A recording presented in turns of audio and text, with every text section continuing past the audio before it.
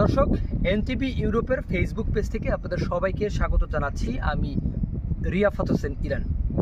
এই মুহূর্তে আমি রয়েছি ইতালির সিসিলির কাতানিয়া শহরের বন্দর এলাকায়। এই বন্দরটি মূলত ইতালির সিসিলি বা কাতানিয়া একটি পুরনো বন্দর, যেখানে পর্যটকের যে জাহাজগুলো বা জাহাজ বোঝাই পর্যটক নিয়ে আসা হয়, ঠিক এই বন্দরেই রঙ করা হয় বা ফেরানো হয়। এরপরে পর্যটকরা এই বন্দর থেকে নেমে ধীরে ধীরে একে একে শহরের দিকে তারা ছুটে যায় এবং পুরো শহর তারা ঘুরে তারা এখান থেকেই মূলত তারা ফিরে আসেন আবার এই বন্দরে, এবং এখান থেকে আবার ছুটে যায় মাল্টা কিংবা ইতালি বা ইউরোপের বিভিন্ন এলাকাতে তারা ছুটে যায়।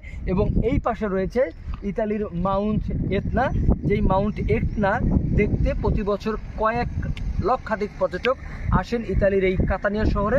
আপনাদেরকে বলি, এই মাউন্ট এতনা কয়েক লক্ষ বছরের পুরনো একটি আগ্নেয়গিরি। এই আগ্নেয়গিরিটি ইউরোপের অন্যতম বৃহৎ একটি আগ্নেয়গিরি, যেটি এখনও জীবন্ত। আপনাদের দেখতে পাচ্ছেন যে এই আগ্নেয়গিরি থেকে এখনও আগুনের গোলা হচ্ছে বা ধোঁয়া হচ্ছে, তার মানে এটি জীবন্ত। এটি মাঝে মাঝেই বিস্ফোরণ হয়, বিকট শব্দ হয়, এবং এর যে ভয়াবহতা বা ভয়ানক যে আচরণ সেটি ফুটে ওঠে এই বিকট শব্দে। এবং আশপাশের মানুষ বা স্থানীয় যারা মানুষ আছে বা পর্যটক আসে তারা খুব ভীতস্ত হয়। তবে যারা আগ্নেয়গিরিবিদ রয়েছেন তারা বলছেন এটি স্বাভাবিকভাবেই হবে বা হয়ে থাকে। ঠিক 1 মাস আগের একটি ঘটনা, এখান থেকে আরও একটি চুল্লি বা লাভা উদ্গীরণ হয়েছে। যে লাভা উদ্গীরণের ফলে কিন্তু ব্যাপক কুণ্ডলি পাকিয়ে ধোঁয়ার সৃষ্টি হয়েছিল, আগুনের গুল্লি উঠতে শুরু করেছিল। এটিও কিন্তু ভয়ের কারণ হয়ে দাঁড়িয়েছিল। তো সব মিলিয়ে বলা যায় এটি প্রায় 3000 মিটার উচ্চতা পর্যন্ত এই আগ্নেয়গিরিটি। এই আগ্নেয়গিরির এক পাশে দেখছেন যে রয়েছে সমুদ্র, মানে ইতালির কাতানিয়ার এই যে সমুদ্র, এক পাশে সমুদ্র আর এক পাশে আগ্নেয়গিরি। এই সব কিছু দেখতে পর্যটকের জন্য খুব মন কাড়ে। এবং অন্য পাশে রয়েছে তরমিনা, আরেক দিকে রয়েছে সিরাকুসা। এই সব কিছুর জন্য পর্যটকের একটি পছন্দের শহর বা পছন্দের জায়গা বলা যায় ইতালির সিসিলিটি। এই সিসিলিতে মূলত দ্বীপ শহর। এই দ্বীপ শহরে পর্যটকরা বেশ পছন্দ করেন, বেশ আসেন। এবং এই শহরটি মূলত ব্যবসায়িক বান্ধব শহর এই জন্যই কারণ পর্যটক নির্ভর শহর।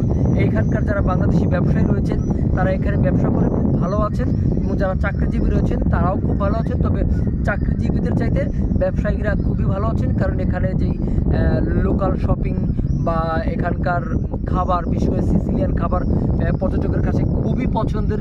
সিসিলিয়ান খাবার তারা খুব বেশি পছন্দ করেন। এছাড়াও এই শহরের যেই নিদর্শন বা এই যে ভূমধ্যসাগর বা সমুদ্রে গা ভাসাতে গরমের দিনে বিশেষ করে তারা আসেন। অন্যদিকে এই যে আগ্নেয়গিরি, সব মিলিয়ে বলা যায় পর্যটক নির্ভর শহরের মধ্যে এটিও একটি অন্যতম পর্যটক নির্ভর শহর।